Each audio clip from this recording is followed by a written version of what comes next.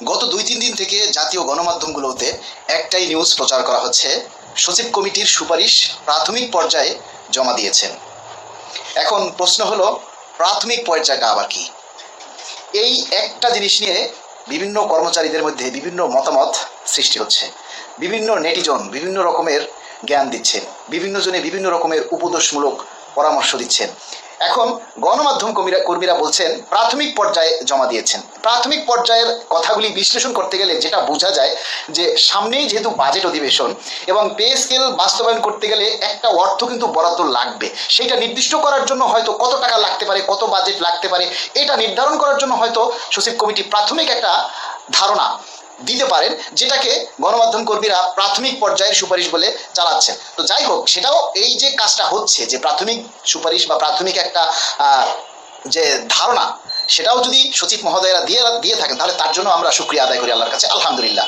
এখন বিষয় হচ্ছে, আপনার আমার দায়িত্ব কি, আপনার আমার কি করণীয়?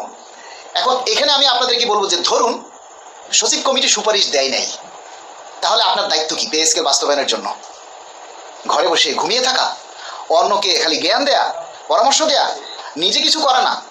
আচ্ছা ধরুন সচিব কমিটি সুপারিশ জমা দিয়েছে, তাতে আপনার দায়িত্ব কি? সচিব কমিটি যদি সুপারিশ জমাও দিয়ে থাকে, তাহলে আপনার আমার দায়িত্ব কি? আমাদের কাজ কি বলুন? আমাদের দায়িত্বটা কি? সচিব কমিটি যদি সুপারিশ জমা দিয়ে থাকে, তাহলে কি পে স্কেল হয়ে গেল? এটাই। ধরুন সচিব কমিটি সুপারিশ জমা দিয়েছে, কিন্তু অর্থ মন্ত্রণালয় বাজেট দিল না, তখন কি করবেন বলেন? আবার মনে করেন সচিব কমিটির সুপারিশ দেয় নাই, কিন্তু অর্থ মন্ত্রণালয় একটা নির্দিষ্ট অ্যামাউন্টের বাজেট রেখে দিয়েছেন পে স্কেল বাস্তবায়নের জন্য। সচিব কমিটি আরও যাচাই বাছাই করে বাজেট হওয়ার আরও 3 মাস পরে সুপারিশ জমা দিল, তার 1-1.5 মাস পরে গেজেট হলো, তখন আপনি কি করবেন? তখন আপনার আমার করণীয় কি? তাহলে সচিব পর্যায়ে সচিব কমিটি সুপারিশ দিল কি দিল না, এটা নিয়ে কেন আপনার আমার মাথা ব্যথা? আপনার কাজ বা আপনার দায়িত্ব কি আপনি পালন করতেছেন? আপনার দায়িত্ব কি? আপনি যে পে স্কেল চাচ্ছেন, আপনি যে অভাবে আছেন, আপনার কষ্ট হচ্ছে, সেটা আপনি সরকারের কাছে দাবিটা তুলে ধরবেন। এটাই হলো আপনার আমার কাজ। সচিব কখন কমিটি করলো, কখন সুপারিশ দিল, এটা আমাদের কাজ না। সচিব পর্যায়ে যারা আছেন তারা তাদের কাজ করছেন, সরকারের কাজ করছেন, আমরা আমাদের দায়িত্ব পালন করছি। এই যে পে স্কেল বাস্তবায়ন করার জন্য এই বিএনপি সরকার ক্ষমতায় আসার পর বাংলাদেশ সরকারি কর্মকর্তা কর্মচারী কল্যাণ সমিতি কতগুলি প্রোগ্রাম করেছে বলুন? চট্টগ্রামে আমরা প্রতিনিধি সমাবেশ করেছি, আমরা স্মারকলিপি জমা দিয়েছি, প্রধানমন্ত্রীর সাক্ষাতের জন্য আবেদন করেছি, বিভিন্ন মন্ত্রী পর্যায়ের সাথে আমরা কথা বলেছি। এরপরে আমরা মানিকগঞ্জে প্রতিনিধি সমাবেশ করেছি।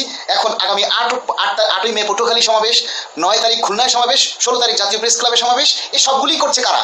বাংলাদেশ সরকারি কর্মকর্তা কর্মচারী কল্যাণ সমিতি। বাট এই যে আরও পেশাজীবী সংগঠন যারা আছেন, যারা পে স্কেলের সুবিধা খাইবেন, তারা কোথায়? আপনাদের কাজ কি? আপনারা কি খালি নেতা হবেন, এইটাই আপনাদের কাজ? গত 1 মে দেখলাম একটা সংগঠন 14টা সংগঠন মিলিয়ে 1 মে দিবসে র্যালি করছে। সেখানে সব নেতা, কোনো কর্মী দেখি নাই, কোনো কর্মচারী আমরা পিছনে দেখিনি, সব প্রেসিডেন্ট আর সেক্রেটারি। তো এই রকমের র্যালি বা এই রকমের কিছু করলে তো দাবি আদায় হবে না। আর দাবি আদায় করতে গেলে 1 মে দিবস হচ্ছে লাখো শ্রমিকের ওইখানে একটা ছিল, সমাবেশ ছিল। কার দিকে কে তাকায়? আপনি ওই 1 মে দিনটাই কেন বেছে নিলেন? আর কোনো দিন ছিল না রাস্তায় নামার জন্য আপনাদের? খালি বড় বড় কথা বলবেন আর অন্যকে দোষারোপ করবেন, এইসব জিনিসগুলি আপনারা বাদ দেন। আর কিছু কর্মচারী আছে, আপনাদেরকে বলি, আপনারা চামচামি বাদ দেন। পে স্কেলের সুবিধা আপনি এমনিই খাইবেন, অমনিই খাইবেন। পে স্কেল সরকার যখন দিবে আপনি এমনিই সুবিধা পাবেন। বাবা আপনি এই চিল্লাচিল্লি করেন না, চুপ করে থাকেন। যারা কাজ করছে তাদেরকে উৎসাহ দেন, তাদেরকে সহযোগিতা করেন, নেগেটিভ মন্তব্য করেন না।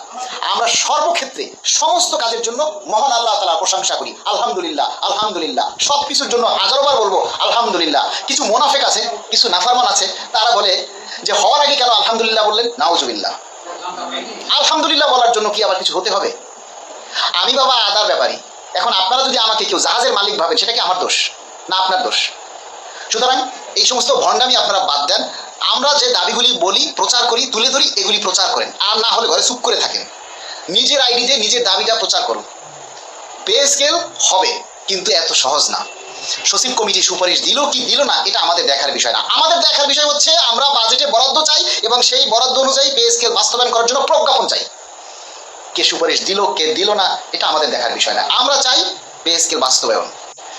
গণমাধ্যম কর্মীরা ভাত খায়, তারা ঘাস খায় না। প্রত্যেকটা জাতীয় গণমাধ্যম কর্মীর একটা জবাবদিহিতা আছে, প্রত্যেকটা জাতীয় পত্রিকার, জাতীয় মিডিয়ার একটা জবাবদিহিতা আছে। তারা কোনো ক্লু না পেলে এভাবে একটা কথা তারা বলতে পারে না, যেহেতু তথ্য সম্প্রচার একটা মন্ত্রণালয় আছে, একটা সেখানে সকলেরই একটা জবাবদিহিতা আছে।